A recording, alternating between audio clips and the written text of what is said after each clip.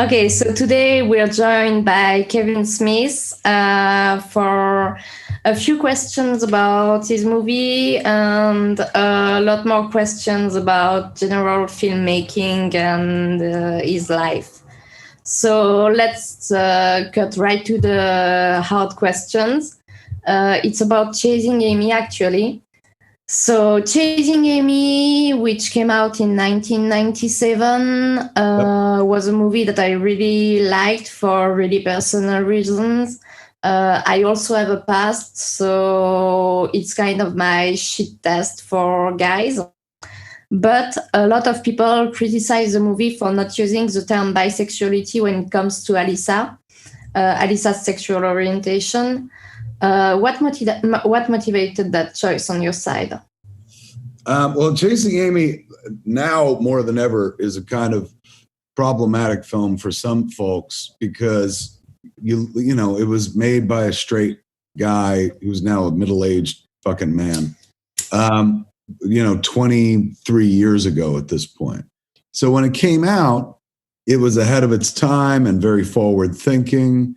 But, now if you're LGBTQ or SGL in this day and age and you watch Chasing Amy for the first time, like it doesn't have the impact. It doesn't seem. Yes, it still does. I am bisexual and I'm not one of the ones who took offense with the fact that you don't use the word, but I still think it's a missed opportunity. What is the missed opportunity that we don't say she's bisexual? Yeah, because bisexuality has been very invisibilized in movies and in pop culture in general. So I feel like it's the best movie about bisexuality who never dares to speak the word. So was it more like not a word that you used back in those time? Because I noticed that in Jay and Silent Bob, you also use the word gay to reboot. Yep. You also use the word gay. Yes. At this point, let's just say that Alyssa has not been with another guy since Holden, so 22 years. So I would assume by this point she's married to a woman. She identifies as gay. In the 90s, when we made the movie, particularly in 1996, bisexuality existed, of course, but it wasn't as prevalent, and people didn't identify as bi. And the story itself, of course, was predicated on Scott Mosier's relationship with Gwen Turner, the writer and star of a movie called Go Fish, which came out in 1994. They were very close, but Gwen is gay. And so, I was told Scott, I was like, you should write a movie about this, about like how you're obviously falling in love with a gay woman. And he's just like, I'm not going to do that. And I said, I'll do it. So rather than just do that story by itself, since that wasn't my experience, right, I kind of grafted the story, me and Joey's story, the story of our relationship, where I was very much like Holden, who was very like, how many people have you been with and stuff? Very distrusting, very low self-esteem, paranoid that she was going to leave me and stuff like that. So that gets grafted onto the original idea of a story about a man who falls in love with a lesbian. And naturally, since it was 1996 and I was, a straight white male, I didn't go for the subtle nuance between the two. But you did on some part the scene where her lesbian friends reject her. Mm-hmm. That's very common in the gay community to reject bisexual people. That came from Gwen, because Gwen had told me that like, okay, the moment there's in the case of Alyssa, where it's revealed that she's with a guy. I think when Gwen read the script, she was just like, you should have a scene in her world and they would be upset. Because she told me, she's like, there's definitely going to be some lesbians, Kevin, who really take offense to this because they don't sleep with guys. And you have, you're main character here, who's out and devout and proud lesbian, identifies as a lesbian, like having sex with a guy. And she's like, now, that doesn't mean it doesn't happen. She goes, it does happen, but nobody just wants to talk about it, and you might get some pushback. So I've included the scene where her friends, you know, kind of like react to Holden being a dude based on what Gwyn had said. But yeah, I mean, in retrospect, like now from 2020, it probably would have been smarter to identify her, and more honest, to identify Alyssa as bisexual and not a lesbian. But when we start our story, Alyssa identifies as that. She doesn't really go. But she still already slept with guys, so it's kind of denial on her part. Yes. But it's you know, she's constructed this persona as a lesbian, and she doesn't want to get out of it. Yes, and also I feel like, as written, Alyssa was more fluid than most lesbians would be with their sexuality. Like, you know, like we say, she's bisexual. The mistake was you have a movie written by somebody who literally was just learning about the gay community in the early 90s before he takes this haphazard kind of stab at this. And so, you know, to me, it was like, well, there's gay people and straight people, but now we know there's a spectrum across which there are a lot of different folks that don't fall into those two very basic categories. So in a world without LGBTQ, SGL, IA. Yeah, it's an IA. It's just, you know, a person who is like, oh, there are gay people and there are straight people. We live in a far more enlightened environment now. Like if one was to do Chasing Amy today, it wouldn't be what it was, right? It probably wouldn't even be Alyssa as a bisexual. Like it would probably be maybe transgender oriented in order to, you know, be more relevant in today. Those times, yeah. Whereas 1997, that was like, believe it or not, that was like, oh my God, this is finger on the pulse, forward thinking. We haven't seen this before. And, you know, a couple of years ago here in town, I think it was Outfest, said, hey, come speak at a 20th anniversary screening of Chasing Amy or something. And I felt like, I was like, of course, I'll go anywhere anybody asked me to go. But I did feel kind of strange. But, you know, their point was like, it's a milestone of sorts in gay cinema. Yes, you're not gay, but like this movie is important to a bunch of people. I mean, even as problematic as it can play today in 2020, I still meet, and I can say this like with recent knowledge because we went on the Jay and Silent Bob Reboot Roadshow tour. I met so many women who were like, Alyssa was my touchstone. Alyssa was the first character I saw in a movie that made me feel like that's me. Yeah, that was kind of the same for me. That's beautiful. But like, you know, I understand folks being like, well, you weren't gay. And this whole story would be better told from Alyssa's perspective rather than Holden's and stuff. But at the same time, I'm not sure because I found it over the years that it was a great test for guys. It's really a great test for guys. It's usually the first movie I show them on a date. Because that's a tough first date, man. If you're like, no, watch your face. I'm the incarnation of Netflix and chill. So, but I show them the movie, and regarding the way they react towards Alyssa, I can say it's a good guy. It's a guy that won't bullshit me about my past. It's so amazing. I used to use Spike Lee's Do the Right Thing as my barometer movie, the movie that I could share with a girl, and based on her reaction. Like, didn't you talk about it in your movie, in your book?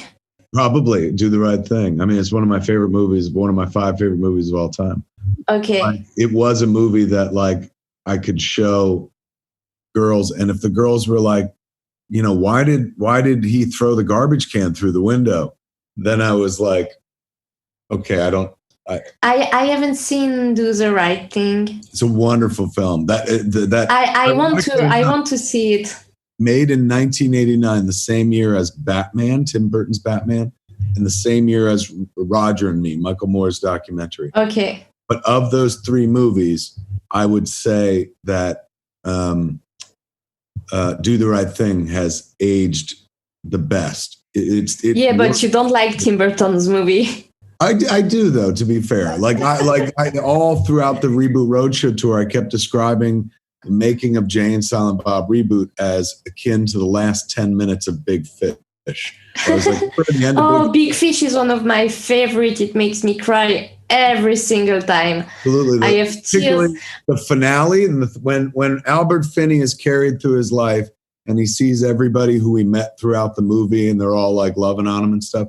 Actually, one of my next question is going to be somewhat related to that because I feel that in Tusk, in some aspect, you did a darker version of Big Fish.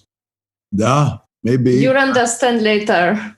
Yes, I could kind of see that. But to me, Reboot, Jay and Silent Bob Reboot, and the making of the movie was very close to the experience of watching Big Fish. Like, I remember watching the movie. I cried during the reboot of Jay and Silent Bob. I was in tears multiple times. The reunion of Alyssa and Holden is just beautiful, and it's a perfect way to close the story.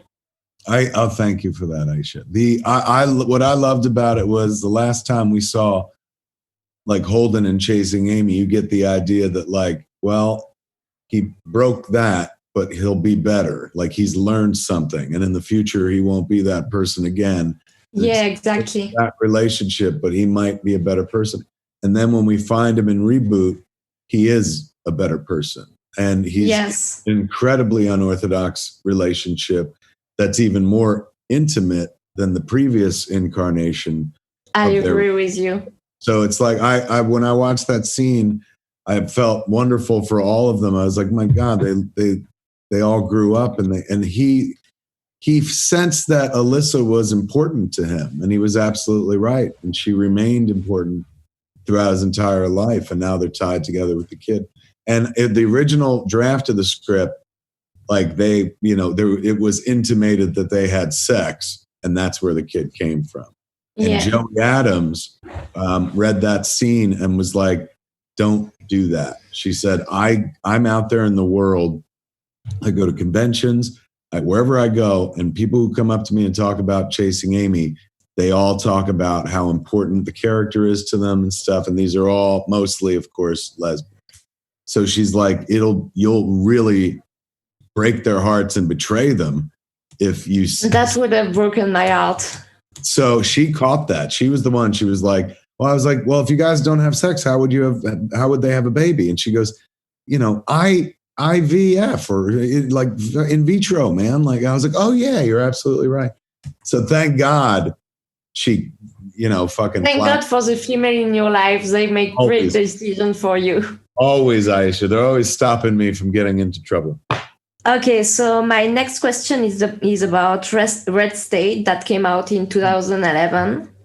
In your movie, that's what I was showing at Neuchâtel when I was up there. Remember, it was right when I went to the Neuchâtel Film Festival. It was with Red State because they made a retrospective of all your movies. Yes, and particularly Red State because that had been the last one. But I remember being up there and being like, I just made this movie called Tusk, and I want to bring it back next year, but we never got to go back. Oh, I have questions about Tusk. So Red State, it featured multiple very criticizing segments on police behavior. With the rise of the Defund the Police movement lately, what's your opinion about this movement and the situation in America?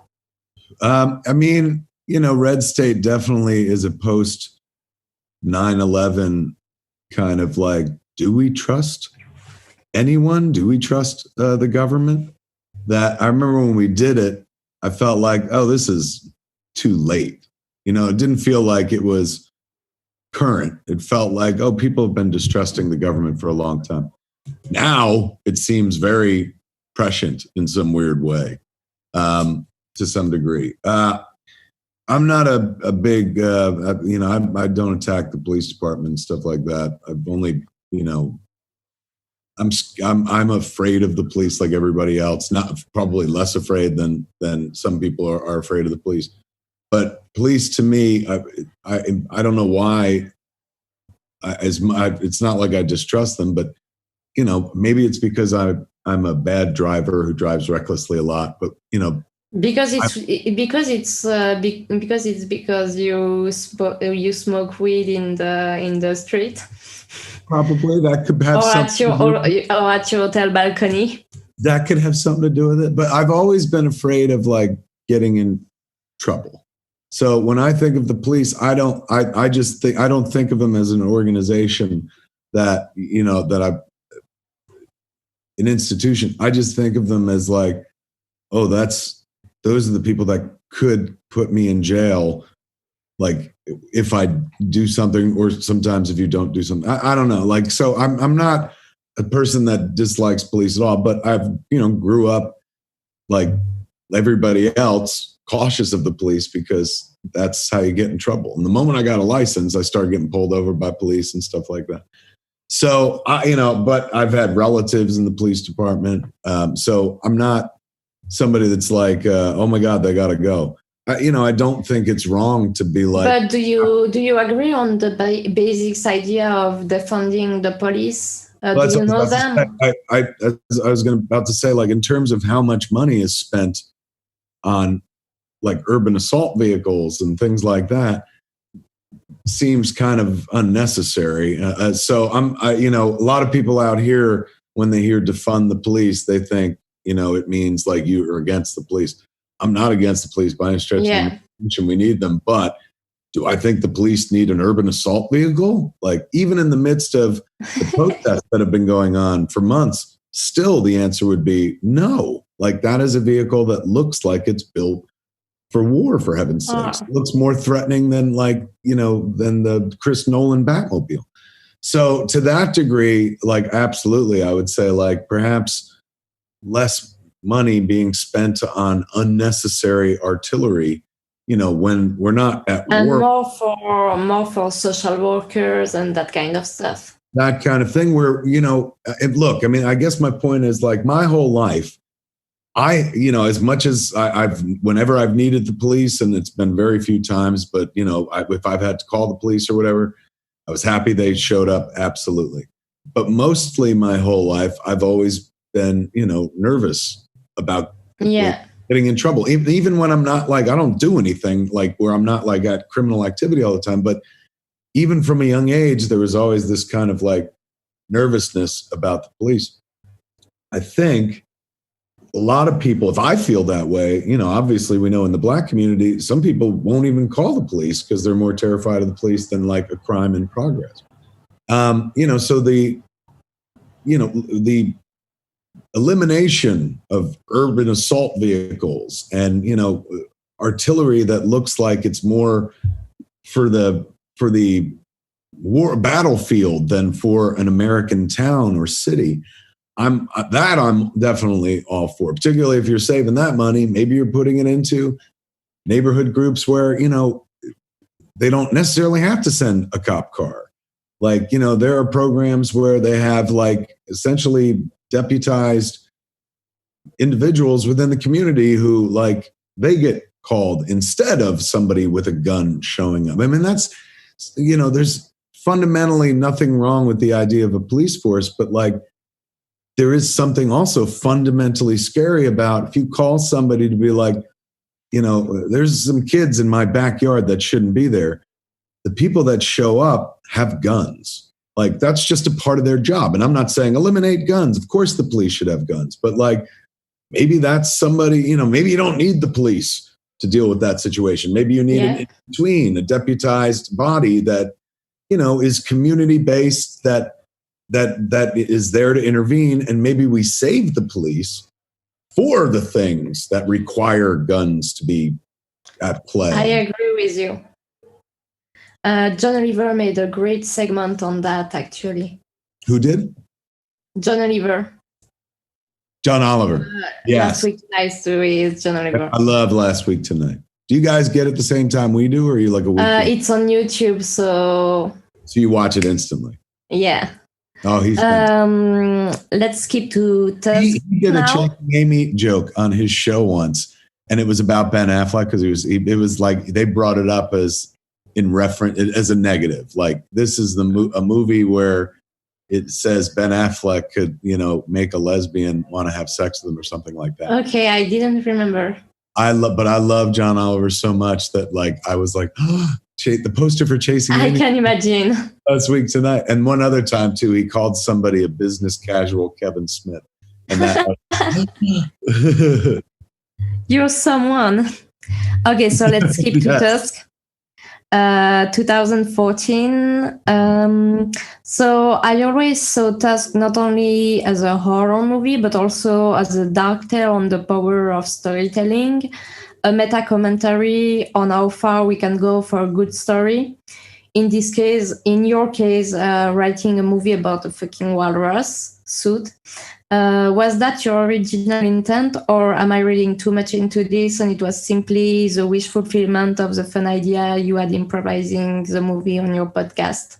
What a great question. It began, once I got a bunch of people hashtagging Walrus Yes on Twitter, it began more as this would be a fun way to make a dream come true. Like, I like this episode of the podcast. Let's see if we can do this. So it started initially with goals no more aspirative than, let's just get the thing done to see if we can do it. But then as I was writing it, it became this kind of metaphor for storytelling. And, because you had such a magnetic orator in Michael Parks. The guy is made, and you had so many references to the Rime of the Ancient Mariner, to Tennyson, and I really appreciated that because it was probably the only time my English literature master came useful. But to me, yeah. It was. So, sorry. No worries. It very much along the way became an elegy, if you will, for storytelling. Like, right up to the marketing campaign. The tagline for the poster was, "Let me tell you a story." Okay. I had never seen the poster for Tusk. I'm a huge fan for the one. I am a huge fan of the one of Red State. Let me see if I could take you to the one out in my office. The outer office. Okay, thanks. Hold on. What? There's a dog. Gotta keep the dog separated. All right. So this. Oh yeah, I remember. But if you look real close on the tagline was, "Let me tell you a story." That's beautiful. Poster. Do you have the one for Red State as well? Do I have the Red State poster? Not in this room. There's a Tusk head. I think. Oh wow, the Tusk head was excellent. Isn't it sweet? That's creepy. That's creepy. I loved the Red State poster. And you're right. I don't have one in the house. You're just reminding me. I got to get one of those framed. I have a Red State tour poster that's framed somewhere. So it's like the poster and then it has a bunch of dates. But I love that poster. It's so beautiful, man. And it was like a girl in the office, a PA, who came up with the poster, who just took some of the artwork and put a film on it. And I was like, that fucking rocks. Yes, so apart from that, in Tusk, you have a character say that cringe, and I'm quoting, cringe humor attack shit is lame. Is that something you feel yourself? The cringe humor is lame? Yeah. I don't know. I don't know that I would phrase it as lame, but I'm not a big fan of cringe humor. I like watching it. I wouldn't do it myself. I have a hard time. Yeah, you seem too nice to do cringe humor. I have a hard time making people feel uncomfortable. Most of my humor, at least like when I'm standing up and talking, is more pointed at myself. I don't like to go out at others. And cringe there's a school of cringe humor that is, self-reflective and stuff like that. So do you like shows like Review with Forrest McNeil or Nathan For You? Which one? Who? A Review with Forrest McNeil and Nathan For You. Who is Forrest McNeil? It's a fictional host of a TV show. Which show? Review with Forrest McNeil. That's a TV show? Yeah. Where is it? Is it UK? It just came out on DVD, but it was the US version.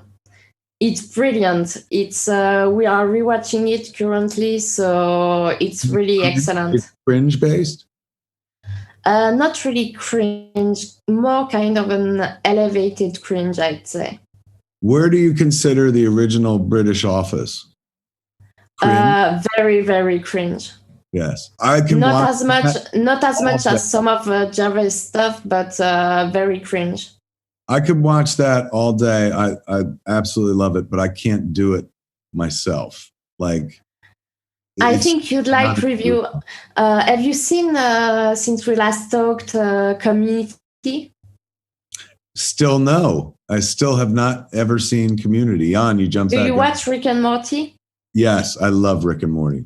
Love it. So I kind of advised you, Dan Harmon. I'm kind of responsible for that. I'll take that credit. I love Rick and Morty. It's one of my favorite things in the world. Like, it's. Do you plan a cameo on it? I would, if they ask me, in a heartbeat. I love Justin, and I've had Dan on my podcast, and Justin, in the real world and stuff. And he has another cartoon now on Hulu. Have you seen? No. Solar Opposites. What? Solar Opposites, it's called.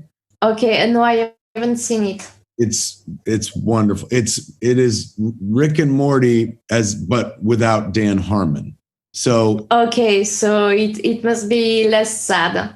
Yes. But I have to admit, I love the sad aspect of Rick and Morty. Me too. One of my favorite fucking moments in Rick and Morty. Look, I love when they show heart, when they lean into the heart, because it's so rare. But I loved the one episode, the end of the episode where he was, what was her name? He was having the relationship with the Borg collective lady, the lady who was a whole planet. Yeah. But not the Community, one. Unity. Unity, yes. And at the end of the episode, that's my favorite episode as well. He's in the garage and he's like trying to kill himself, but no one notices it. That's mind-bending. It made me cry for days. Me too. I thought that's some of the bravest fucking cartooning, like comedy, entertainment, bravest statement in art ever made. I was like, everybody knows that moment in their life, and I've never seen that represented on a screen. It was incredible. Yeah, I'm very glad. You should watch Community. I got it sooner or later. I mean, I guess they only got to what, 6 seasons? 6 seasons, yeah. I sooner or later I should, but I love Justin, and I love his cartoon, his Solar Opposites cartoon. So I did like a event for them, like when they were launching it and stuff. So I don't know. Hopefully one day, I'm certainly not going to bully my way into it. But if they did you know that I actually signed a book in which I had written an article about him to him. When I went to see his podcast in Los Angeles, and afterwards a friend dragged me to the scene, and I told him that I had written this article about him and myself, and that it was mostly about honesty. And he said, does anyone have a Sharpie? And I thought that he was going to sign it for me, but he asked me, can you sign it for me? And this was Dan? Dan Harmon, yeah. So you went to Harmontown? Yeah. How was it? It was great. It was a great experience. When was I even shouted the 9/11 if you know it. No, I don't. It's a tradition in the podcast to shout 9/11 when it's 9/11. That's hysterical. Where was the show? Was it at his castle, the place that he built? No, it was still in a comic book store. Now, from what I understand, he built himself a castle, and that's where he does it. Okay. So my next question is on anthology movie you took part of called Holidays that came out in 2016. First of all, I loved your segment. It was very female empowering.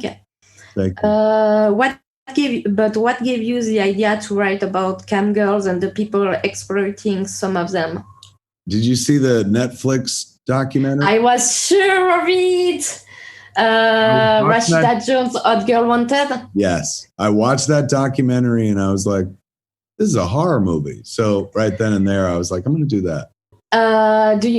Did you know that by doing that documentary and the series following after, she actually outed a lot of cam girls who were not out to their family because she put them in the fucking opening team. They were in the background. Yeah. Yes, I heard that. Yeah, so that was bad. That's terrible. And also, so I have mixed feeling about those productions. Yes, but even worse, there were nobody corrected it. Yeah, there was a very judgmental feel to the show, like sex is bad, sex industry destroys women, etc. And there was no real good example of it. No, but also nobody corrected, how you said it outed some people because their images were. Oh yes, they didn't remove all it. All anyone had to do was just cut those out. And that could happen anywhere along the way and could still happen right now. I think it's strange. But that's because they don't really care about sex workers. I guess that's what it is. So, final question. Once again, a question about Southland Tales. Hold on. Let me ask you about Holidays. Did you watch the whole movie? Yes, I did. Wasn't the Jesus bunny the most fun? Yes, that was one of my favorite. Mine too. I saw that and I was like, that's creepy and fucked up. Yes, visionary as hell. I felt lucky to be in a movie with that segment because I was like, that's fucked up. You know what? That question about Southland Tales, I'll ask it to you at the end if we still have time. Okay.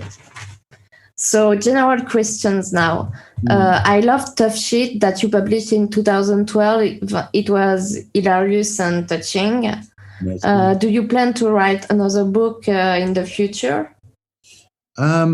I probably should. I should probably, because that book is a real cap to a career, has a real memoir feel to it where I'm like, and now I'm done. And then I wasn't done. Yeah, definitely. Bunch of other shit happened, including the heart attack. So I really feel like there's a heart attack book that I should write, I agree.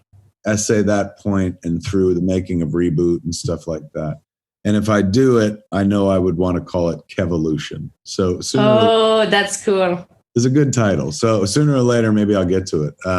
Now would have been the time as we were sitting around quarantine. But yeah, it's actually, now that you mention it, it's worth looking into. Okay, so in the same vein as my previous question, do you plan to do more stand-up after your great Silent but Deadly? My God, you're so sweet. Yes, we're doing. Obviously we've been kind of pushed off stage by COVID out here. I was just coming off of the Reboot Roadshow tour where we went 65 cities and saw like 1,000 people a night. And then backstage taking pictures with like 100 VIPs. And, for me, when we were finished with the tour, I was like, I know exactly what we're doing next year. I'm going to make Clerks 3. I'm going to pay for it. It's going to be cheap. And then we're going to take it out and tour it like for a year, never mind 4 months. We're just going for a year straight. And obviously all of that just goes out the window until there's a vaccine. So we're shimmying now and trying to readjust. We did a drive-in event for my birthday where we showed Reboot and then I did a Q&A and it went smooth. So right away we were like, all right, so we could use this for the podcast. So we're about to announce a Hollywood Babylon drive-in show, and then we'll be adding Get Old, then we'll be adding Smodcast, and then sooner or later, maybe I'll stand there by myself. Which I kind of did at my birthday. So there'll be a way to perform, but it's not, it's not as ideal as it was. But will we still have an option for overseas viewer to see it? Yeah, I mean, for if we shoot everything, absolutely. Okay, cool. For sure, man. Like we shot, I think the drive-in thing we put on that Kevin Smith Club. There's a video, like a library in that Kevin Smith Club called the Smithsonian Screening Room, which has all these old videos from like the 90s and then the current stuff we do and shit. So I think it's in there now, and it might shuffle out to our YouTube channel, like as an advertisement after that.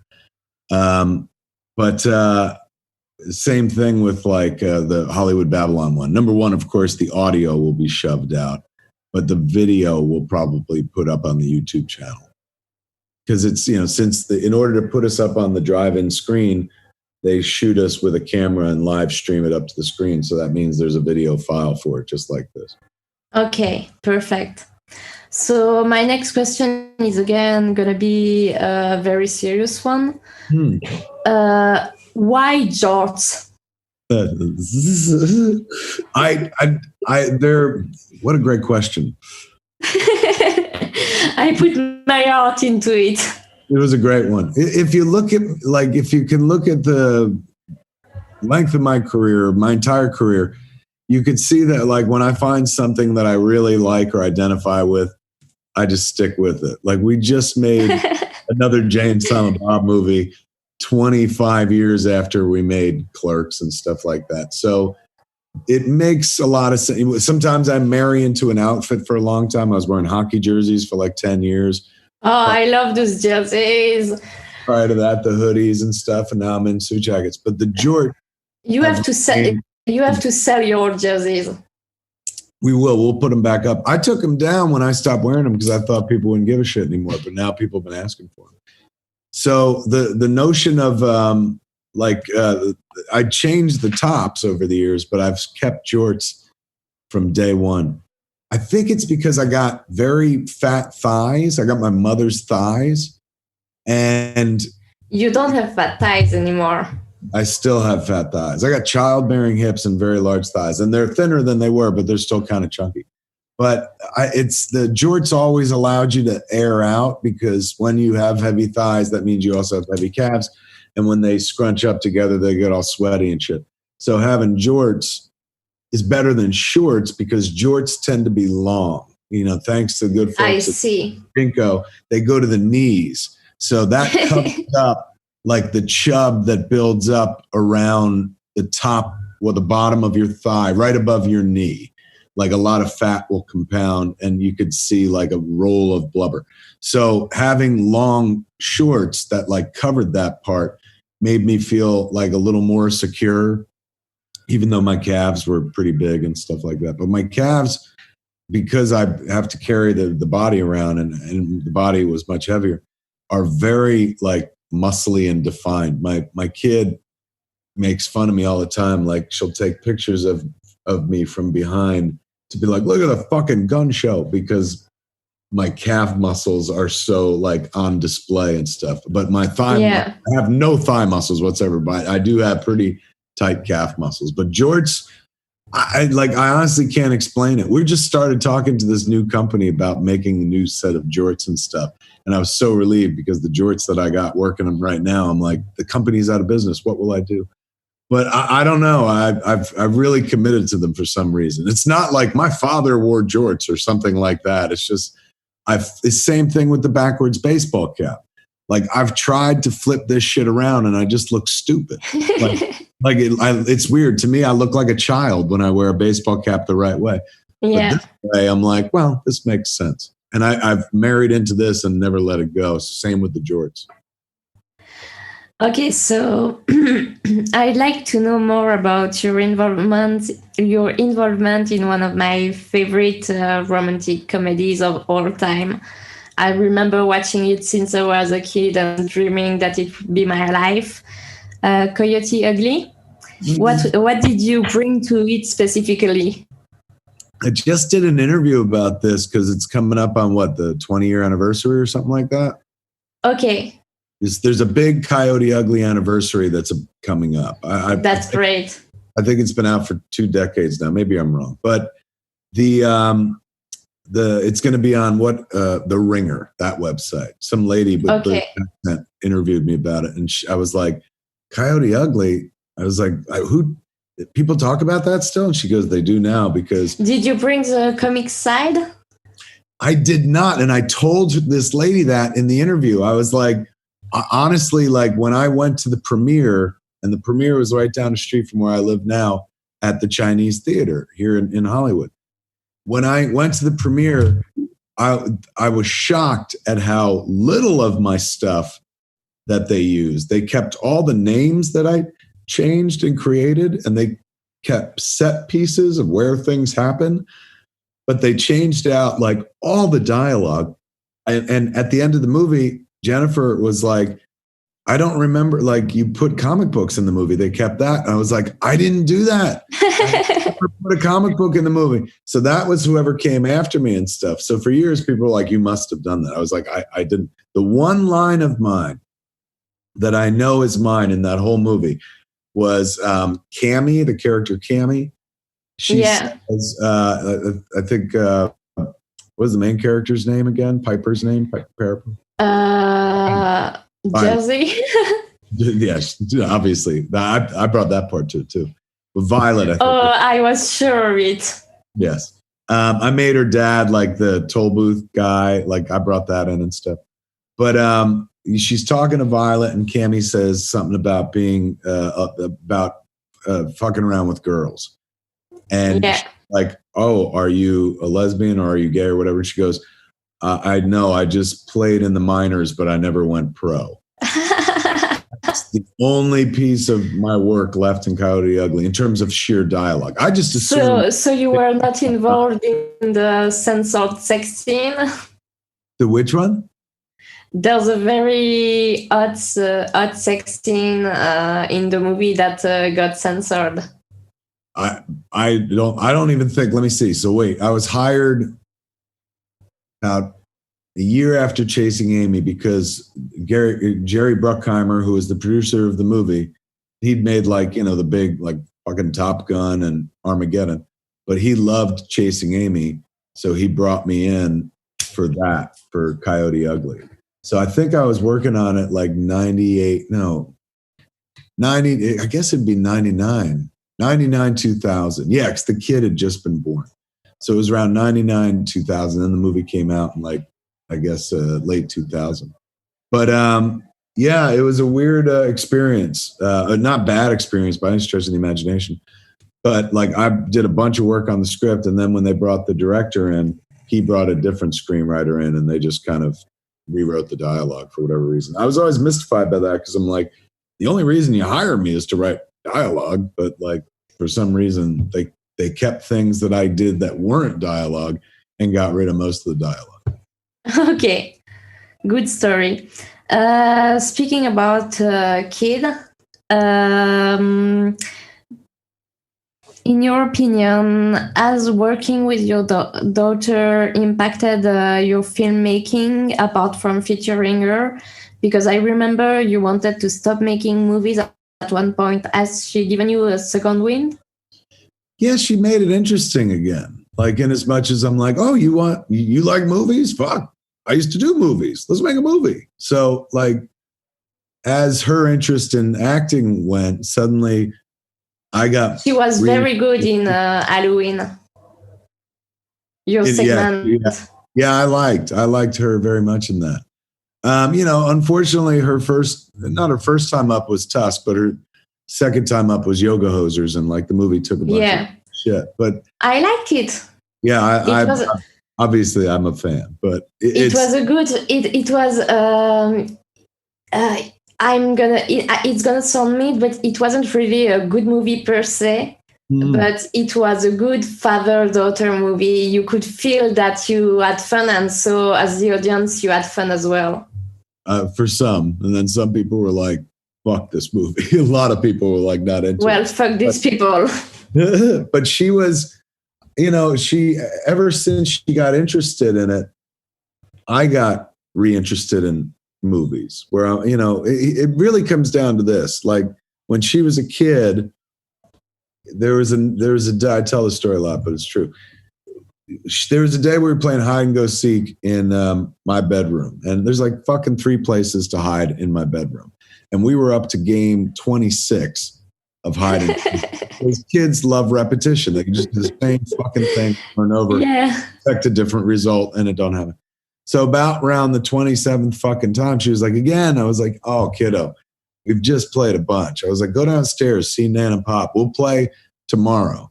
And we never played tomorrow. And we never played hide and seek again. And not in this tragic way, but just she grew up. We did other things. It's not like she was left alone or something. But like, I took for granted the fact that like, there'll be more time to do this. And before you know it, time passes by and you are in a Harry fucking Chapin Carpenter song, Cats in the Cradle or whatever the fuck. So I always felt like, oh man, like that's it. I'll never play with the kid again. She's too old now. Well, now you're playing with her again.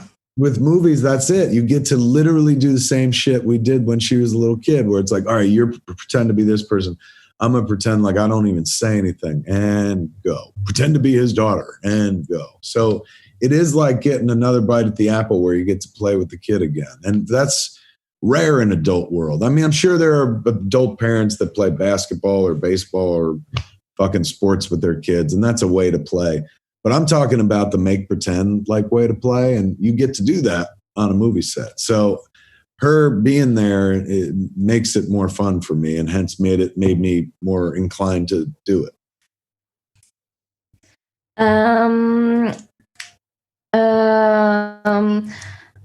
Can you give us some more details about the upcoming Clerks 3 and Mallrats 2, and also why go back to those characters so long after leaving them?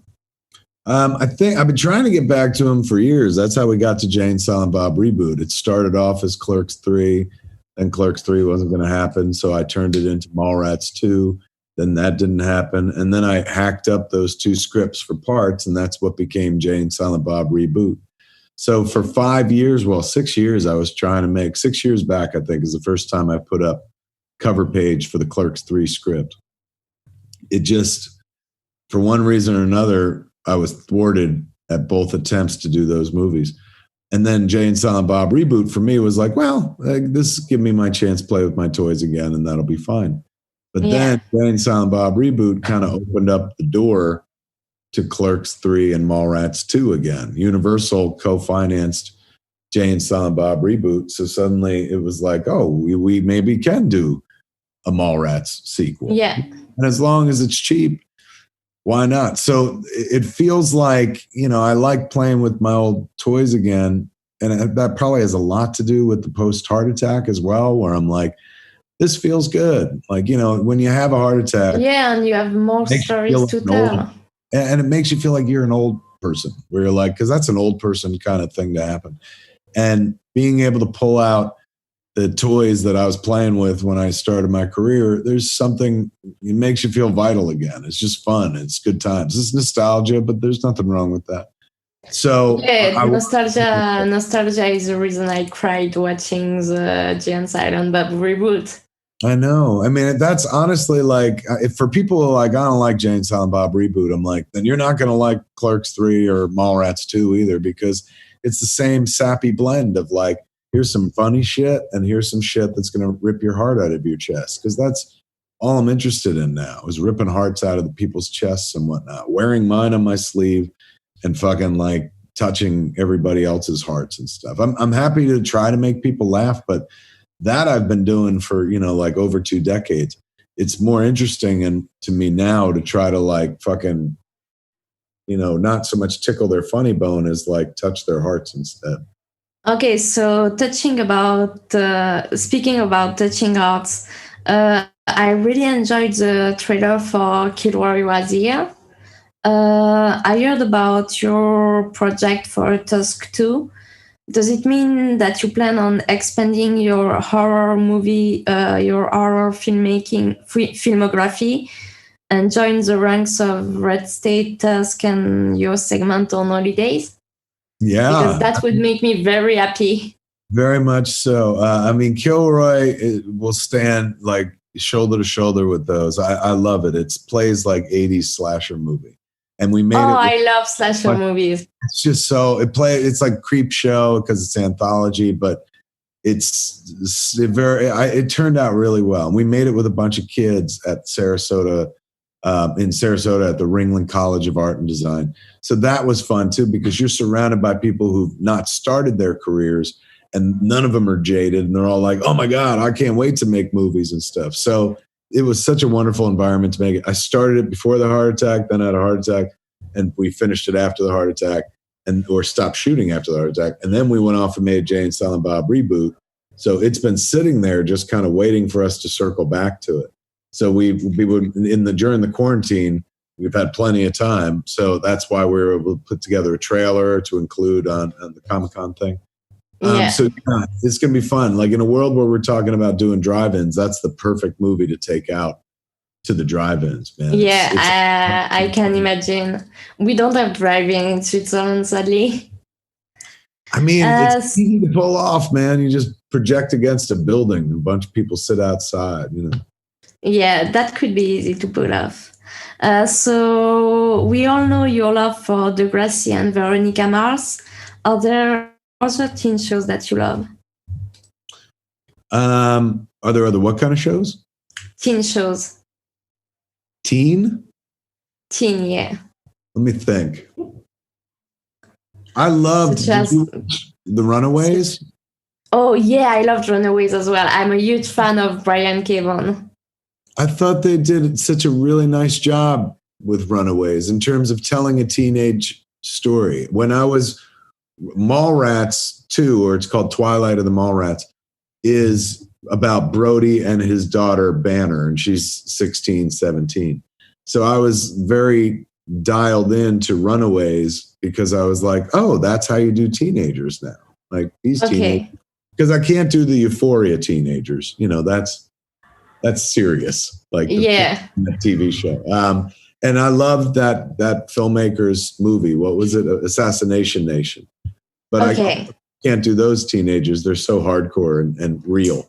Yeah. But I got to be able to do the John Hughes type teenagers. Like, I wrote for teens and he was not a teenager. I was actually planning one time to write a book about teen show. It would have been an autobiographical essay about the teen shows that we had in my youth, such as Dawson, Young Americans, My So-Called Life. My So-Called Life. And Everwood and all of that, because I'm kind of an expert on teen shows. So, but I gave up on that idea. Do you watch Riverdale? I watched part of it, but I follow a lot of TV shows, and at one point it was just too much. Yeah, no doubt. Me and Jen were just talking about the other day how we don't rewatch movies like we used to. Like we used to like go to bed and watch Bridget Jones's Diary every night for like a year. Oh, one quick question. Did you watch Going the Distance? And is that the place where you discovered Justin Long? Discovered who? Justin Long from Tusk. No. Justin Long, I didn't discover, but the first time I saw him, he popped up on my radar was in Galaxy Quest. Okay. He's in the third act. He's the little boy that like helps bring them home. But then and I knew him from things like I'd seen him in movies. I always thought he was very funny until they made him the lead of things. Like I remember I saw that movie Accepted and I was like, oh, that guy Justin is much funnier. Like when not put in the lead. So I worked with him on Live Free or Die Hard. And I like got to see him like on set be the actor he was. And I absolutely loved it because every take was a completely different take. And you could tell like it irritated the fuck out of Bruce Willis. I mean, I chalked that up to him like, oh, they've been together for months on the show. I got there at the tail end of the show. But I loved how every time Justin came in, it was fresh. But and even though he was making up new dialogue, it was still germane to the discussion. So like, he comes in and he's like, is that a bearded young Han Solo I see before him? That's just he said when he came in the room, wasn't in the script at all.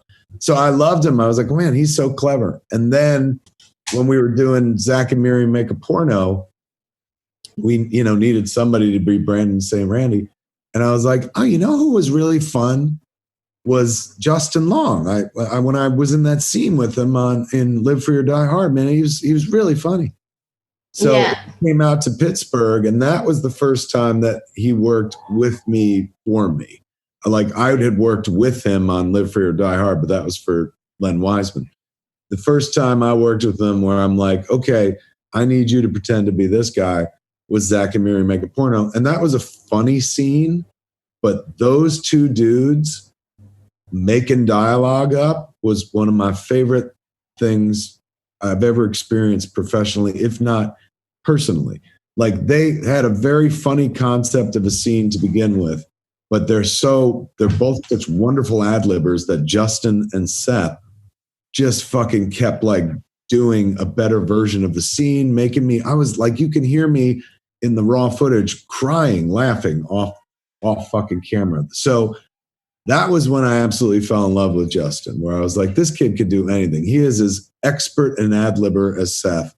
Like he does your script. It's not like he throws your script out. He does your script, but then he ad-libs 10 funnier scripts, and they're all within context. So he's not just making up lines to make the crew laugh. He's making up dialogue that his character would make up. So then all of the footage becomes usable. So when Tusk was happening, wasn't the first guy I thought of, to be honest with you. But he's perfect for the role. But he was perfect. He was like the second or third person that I reached out to, and he made it better. Who were the first two ones? Let me see. If you're allowed to tell. I could tell. I don't want to hurt people's feelings, but I could definitely tell. One of them was Paul Scheer. And the second was Bruce Willis. I think I might have reached out to him. No, I reached out to him for Red State. That didn't work. Oh, no. Not Paul even Red State. And then who was, because I got to Justin by way of, what's his name? He won an Oscar, or he was up for an Oscar. Jonah Hill. Oh, okay. Jonah, he'd come over to the house to watch Zach and Miri, and he loved it and stuff. And he was like, please put me in something. And so I was like, that'd be kind of badass, man, him like playing this part and stuff, because the character was meant to be like obnoxious, and I knew Jonah could pull that off. But I reached out to him, and he got back to me real quick, and he was like, that sounds amazing, but I think he was making 21 Jump Street at that point. Okay. If not that one, or the sequel. So after that, I was like, good movies. Very funny movies, and the two guys that eventually gave us Into the Spider-Verse, like an amazing fucking movie. Yeah. So it was because of the association that I had in my head with Jonah and Justin from Accepted that I was like, oh, what the fuck am I thinking? What about Justin? So I reached out to Justin, and Justin didn't want to do it. Like his agent begged him not to do it. His mom was like, don't ever get in touch with this boy again, meaning me.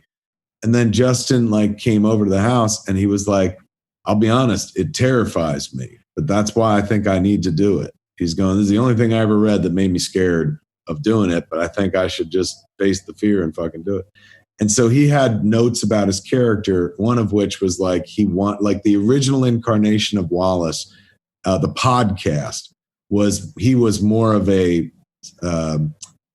sex tourist. So okay. he would go like to like Canada or fucking Neuchâtel or fucking Mexico and have sex with somebody and then come back. I volunteer.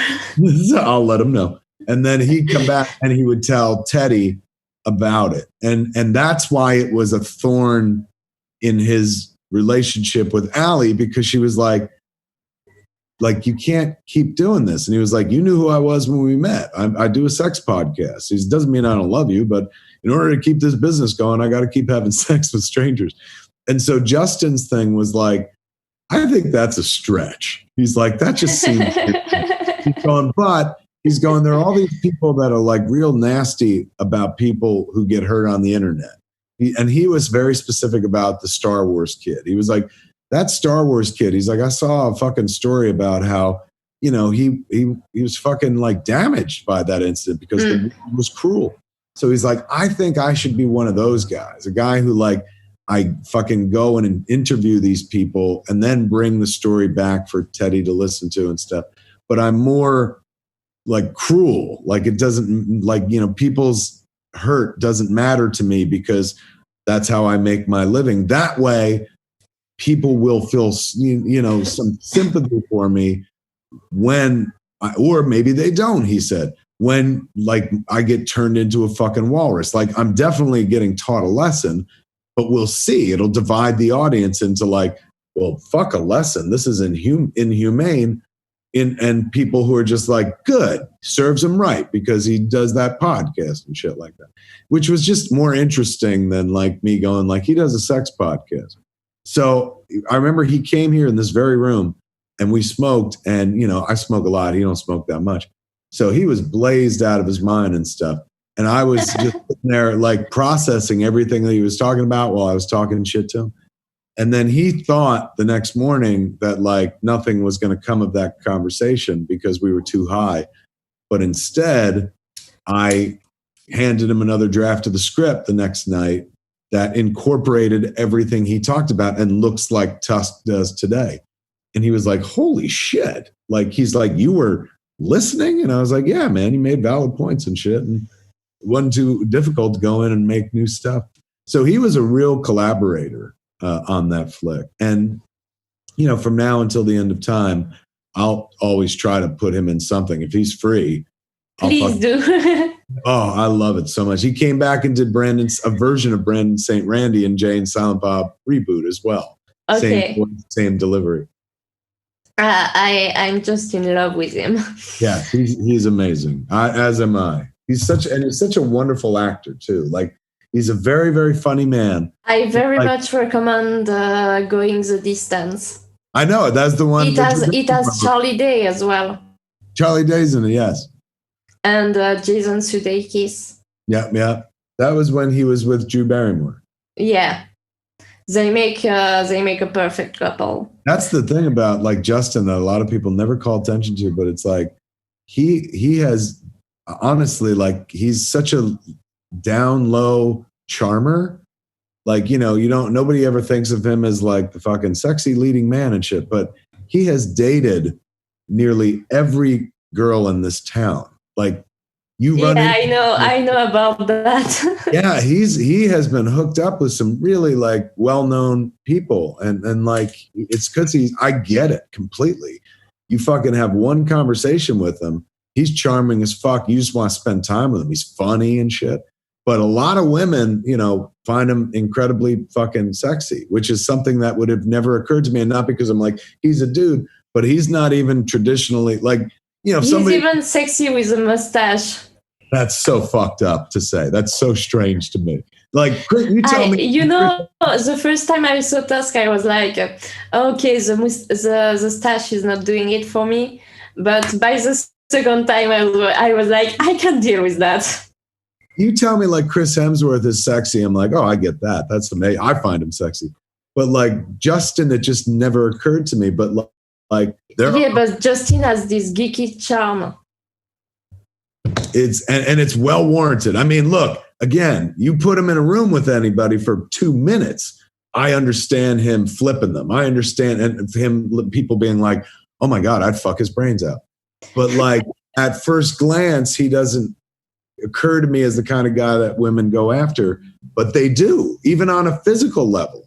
They fucking like him because, like you said, he's got this like geeky charm to him. Point is, he has done incredibly well over the course of his romantic career. Yeah, I know. It breaks my heart, but I know.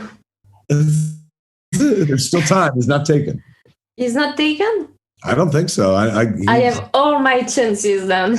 It is. You just need bring him with you when you come to Neuchâtel. You should tell. For somebody who is willing to fly out to see Harmontown, you might be willing to fly out to see Justin Long in one of his plays. I mean, nobody's doing anything now, but he does every summer. He goes back east and does, like, in Connecticut, live theater. Like he's oh my God. If you think you love him now, he's super tight with Sam Rockwell. And wow. Sam Rockwell is his idol, and they're very good friends. And he takes a lot of his performance beats, like, are very Rockwellian and inspired. And so he sent me a picture the other day, Justin did. And in the background, there's this framed poster for the Matt Dillon movie Flamingo Kid. And so I was like, what's with the poster? And he goes, you would notice that. He goes, well, that came from Rockwell. He's going, because I told him at one point that, like, when I was a kid, I loved Flamingo Kid. And he went out and got the poster and had Matt Dillon personalize it and sign it to Justin. So it's a personalized Flamingo Kid poster from Matt Dillon to Justin. That's amazing. Do you hear a weird sound? That was not me. Oh, sorry. There were fireworks in my city, apparently. Oh, you guys are celebrating. Because you only have 200 cases of COVID a day over here. Okay, so sorry for derailing the question, but Tusk is really a favorite of mine. Still about teen shows, but now that you are working with your daughter and considering how well you wrote a father-daughter relationship, have you ever entertained the idea of writing your own teen show? Yeah, the closest I've gotten is the Twilight of the Mallrats script. Very, a lot of teen characters, and half of it is set in teen world. I could totally get my head around it. Like that would be amazing. That would really scratch the John Hughes itch of, like, oh my God, a way to tell stories where you're not talking down to your audience, you're kind of sharing them and their perspective. I can see you doing one of those old school teen show where what I like about old school teen shows is that in most of them there was no supernatural element, and it was just the life of kids. That's basically the premise of my book. That's awesome. Yes, nowadays there has to be, like, they're teens, but they got superpowers, or they're teens, but somebody's dead and it's a murder mystery, or, they're teens. Or there's a blackmailer or something like that. Or there are vampires and so on. I mean, honestly, Degrassi, like, was a perfect teen franchise. Like, never talked down to the kids. I really enjoyed Degrassi as well. Yeah. I thought that I was hallucinating the day I saw you in it. So looking back at the beginning of your career, did you have a master plan for the View-Ask universe and its many intercrossing? What was behind the idea of joining even every movie with the next one? Did you make it up as you went along, or did that reflect something you wanted to accomplish all along? And it's a question that comes from Thibaut Turcas from Any Given Film. He made podcasts before because of you, and he's the one. It was my first podcast, actually. Now he makes movies. Get out of here. Right on, man. Yeah. Good for him. That's tremendous. Let me see. No, there was no plan for the Askew universe, although I did want to keep using Jane, Silent Bob. I like when I wrote Clerks, I had already written Dogma. There was a version of Dogma that existed before. Okay. So I knew that Jay and Silent Bob I wanted to keep them around. The next movie we set up was Mallrats, and I knew I wanted to bring Jay and Silent Bob into those. And that was really like, when we made Mallrats, the only real connection between the two movies was Jay and Silent Bob. And at one point we had a shot where TS's car drove past Quick Stop. And that was about it.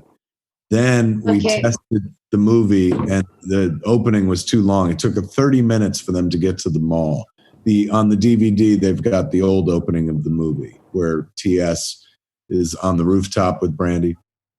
So when we reshot the opening of the movie, that was when I wrote the bit with Julie Dwyer in the pool at the YMCA, which makes it a universe. Suddenly you're like, oh, they know about the events of Clerks.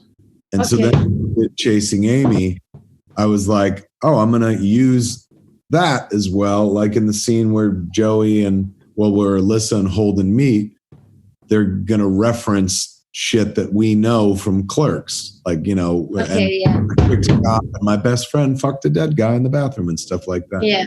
So, and then of course, Jay and Silent Bob showing up makes it even more of a world.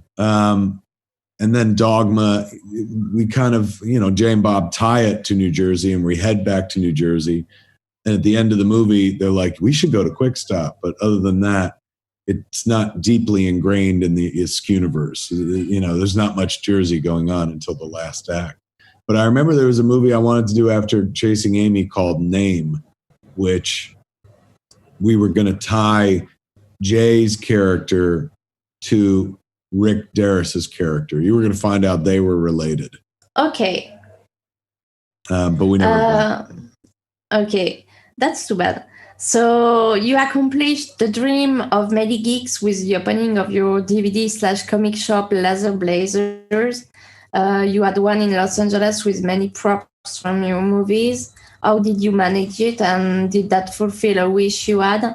And also, why did it went away in 2011, 2012?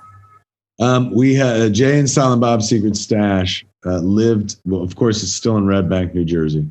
But we had at one point a Jay and Silent Bob's Secret Stash out here in California. First, it was in Westwood.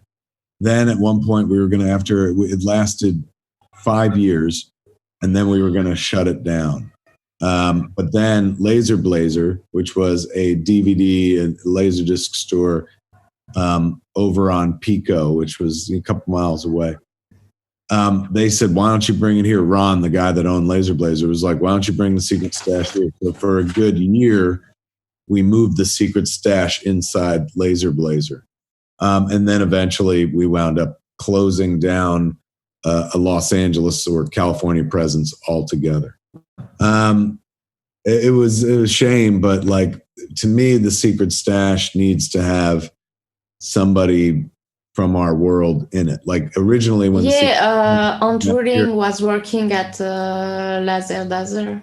The one in Los Angeles, like at one point in Westwood, Brian Johnson was working there. So that makes sense because he was in the movies and stuff. But then out here, like there was nobody connected to the movies and stuff. So eventually we just kind of stopped doing it. And then that's at the same time, well, not the same exact time, but right around then, or a year or two later, is when Comic Book Men started happening, the TV show that we did about the Stash. And so right before Comic Book Men happened, we were thinking about closing the Stash in Red Bank. I was like, well, you know, it's been 15 years or whatever. This is, maybe we let it go now. It's time. We're not making any more movies with Jay and Silent Bob. Maybe it's time to let it go. And then suddenly Comic Book Men happened and kind of breathed new life into it. Okay. So one last question about Southland Tales. We talked about it the first time around a bit. He's doing, do you know that have they announced anything about the forthcoming DVD? I don't think so. But maybe I'm not following too closely. I think. Did you see the Arrow Donnie Darko DVD? The Arrow Donnie Darko? Arrow Video did a Donnie Darko. The one with the director's cut? I think is the most recent Donnie Darko pressing somebody did. I'm not sure I have it. I think there might be something like that coming for Southland Tales. Okay, that would be great. Yes. I would love it if they included the can cut, because you can find it on the internet. I did find it, and I also liked it. And so I bet you that will happen sooner or later. My question is, since we last talked about it, there has been a critical reconsideration for that movie, recognizing it for what it was. I remember that you told me even you didn't get that movie when we first talked about it. What are your thoughts on that re-evaluation? I still don't quite understand the movie, but even though I didn't understand it then, and I'm in it, it never meant I didn't like it. I always thought it was incredibly ambitious and wonderful. But I'm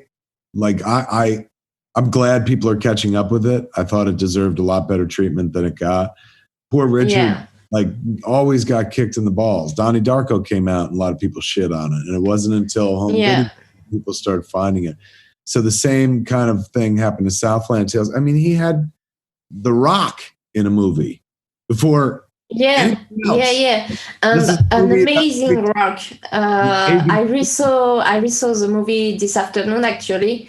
And The Rock is so good in it, and so is Justin Timberlake, and so is Amy Poehler, so is every single member of the cast. The Rock, and it's a shame. I remember sitting there and watch, because I'm in that scene at the end with me and him and Zelda and Curtis Armstrong, and it was 3 a.m.